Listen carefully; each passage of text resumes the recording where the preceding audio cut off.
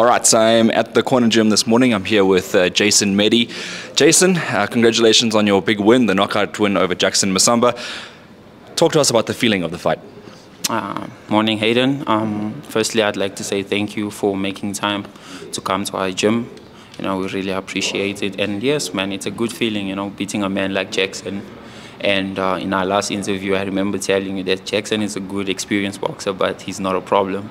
And I proved it on Friday, knocking him out in the first round, early in the first round. So, yeah, man, it's a good feeling. It's a good experience for me, getting such a big man out the way. Yeah, man, it's a good feeling. I'm happy.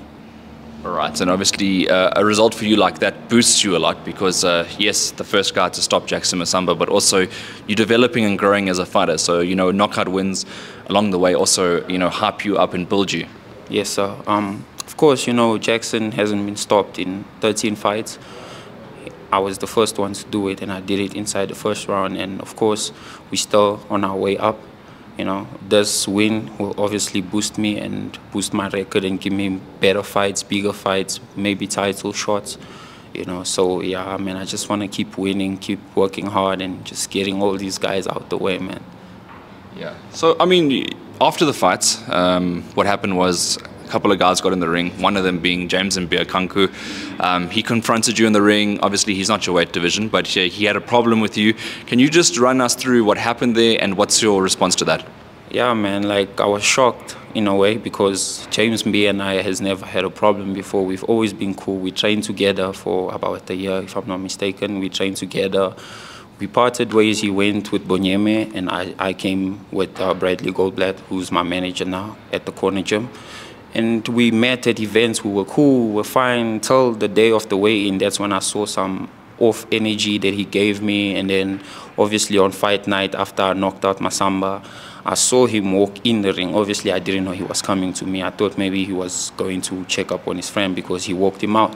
So just to find out that he was actually coming to attack me, and he actually pushed me at the back of the head, and then he was pointing fingers and telling me that he's coming up for me. He's a junior welter, if I'm not mistaken, or no, actually a junior middle, 69, and he fought a couple of fights at middleweight. So I don't know if he wants to fight me, but if he wants to fight me, we're gonna have to fight at super middle, which I don't mind fighting Mbiya. It's also gonna be a good fight for me on my resume. So yeah, man, whatever happens, I'll leave it to my team, to my managing teams, and we'll take it from there, man. Do you think, if the contract got put to him and he got offered the fight against you at super middleweight, it would have to be, obviously you're a big guy, that he'd actually go and sign the contract and actually commit to fighting you? Yes, I know he will. I know one thing I know from Mbiya, he's got balls, man. He's a Congolese, he's a tiger, and he's been there. He has the experience. He has more fights than Jackson.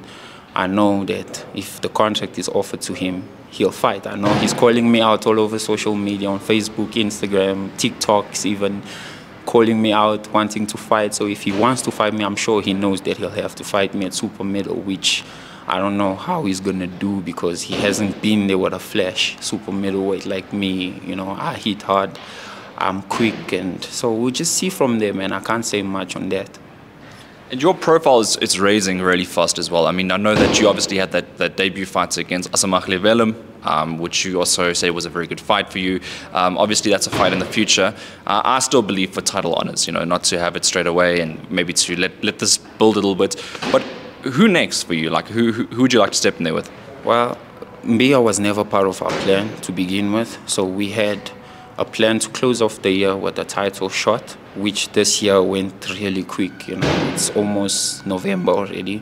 So we were hoping we'd get maybe an intercontinental title shot or maybe an ABU title, either at super middle or light heavy, because I'm still checking which division to settle in. But I felt very strong at super middle, so I'm leaning on what I said on my last interview that I still want to settle at super middle. So we're just hoping maybe getting a fight against Rowan Campbell or Alex Kabangu or someone, more guys with the experience, guys that have been in the deep waters, man.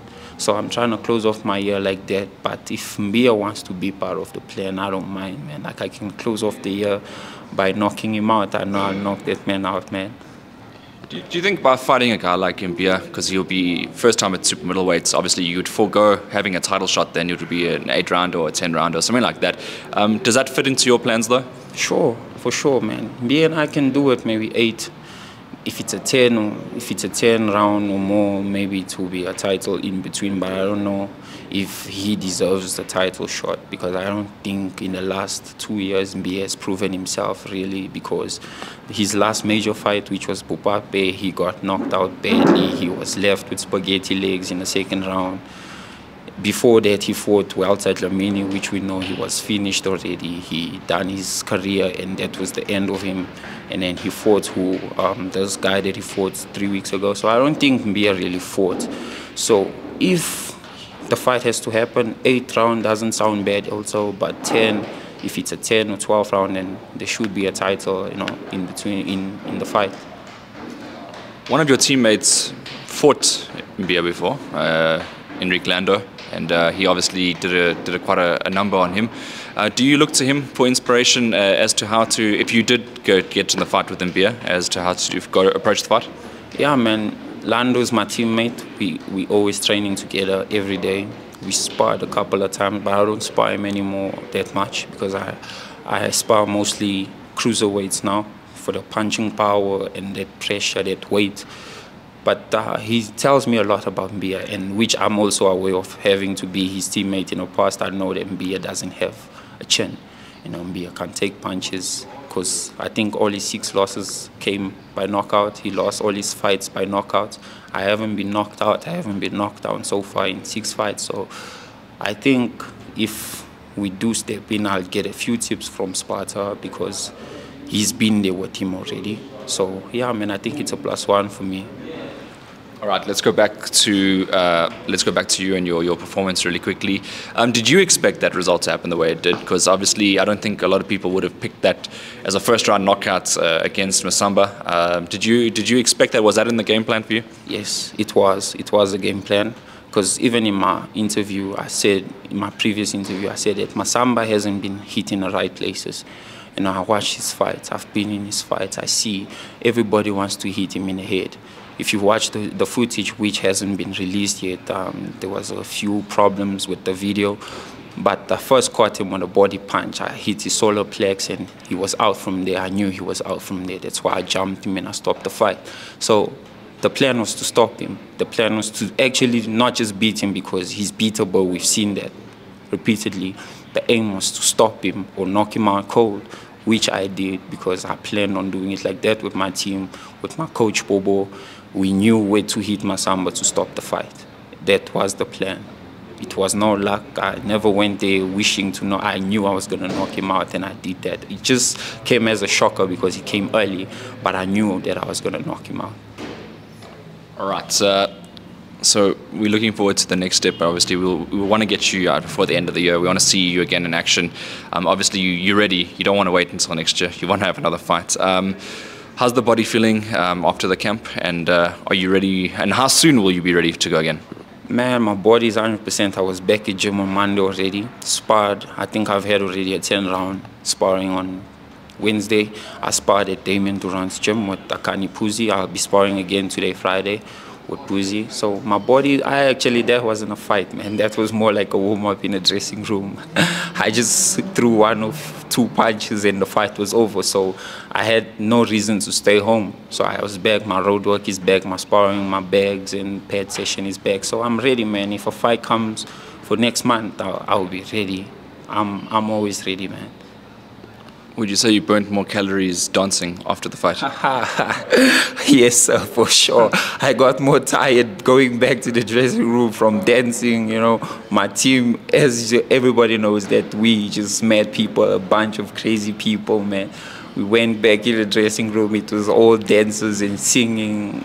I got more tired in the dressing room than I got tired in the ring, man. So yeah, I think I did burn more calories in the dressing room dancing than in the ring, man, for sure. All right, thank you very much, Jason. Just lastly from you, do you have any thank yous, any shout outs from anybody? Yes, firstly, I'd like to say thank you to God, you know, for this victory. I never actually got to thank him in the ring because of the chaos. I wasn't interviewed or anything. I'd like to thank him for this victory. I'd like to thank my team, my manager, Bradley Goldblatt, my coaches, Bobo, Cedric. I'd like to thank all my teammates that helped me in sparring. Coach Damian Durant, he really helped me a lot with the sparring. You know, I sparred world champions in this camp. I'd like to thank my family and friends that came out to support. And lastly, I'd like to thank BRD, which is Manny Fernandez, for always putting me in his bills. This was my 3rd fight at BRD, so he really gave me the opportunity early in my career. And yeah, man, thanks to all, thanks to SA Boxing Talk for always, you know, being out there, traveling gym to gym, interviewing, you know, making our voices heard in South Africa, man. I really appreciate you, Hayden. Thank you so much, man.